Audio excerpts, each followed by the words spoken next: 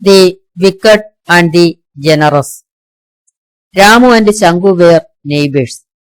Both of them were immensely rich. But in nature, both of them were entirely different. They had a lot of servants. Ramu was always very rude to his servants. But on the contrary to it, Sanku behaved decently to his servants. Ramu treated his workers as serfs, but Sanku loved and respected his servants. So all the workers loved and approved of Sanku and his ways. Ramu's workers despised him deeply. Ramu was also a miser. As far as possible, he was used to curtail the needs of his servants. Most of the time, this caused for serious troubles in their lives. Even in the rain and the sun, Ramu's workers suffered a lot.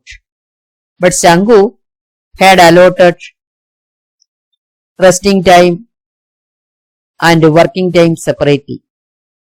This made his workers do their jobs very pleasantly. Once it was a season of winter. Sanku allotted blankets and other needs for his workers to defend themselves from the freezing cold nights of the season. So it did not affect the Sanku's servants, but in the case of Ramu's workers, they had no blankets or any other means to defend the cold. The clothes they had were not at all new, but they were mostly torn. In the cold nights they shivered, and some of them were caught by fever and other diseases like flu and influenza. Sanku knew all about the sufferings of Ramu's workers. He visited Ramu and said, "Brother, it is not proper to leave your workers as they were now. They don't get food enough. After all, they were suffering in this cold winter. If you hand your servants over to me, I can look after them well." But Ramu was not ready to give his ears to this talk. Instead, he gainsaid impertinently to him. At last, Sanku returned fully frustrated. One night, Ramu was sleeping comfortably. When he woke up in the morning, he knew that his turban had been stolen. He inquired everyone, but no one could see the presence of anyone at night.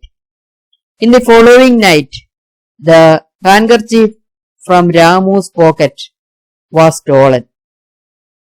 When he inquired whether anyone saw anybody at night suspiciously, they all said no.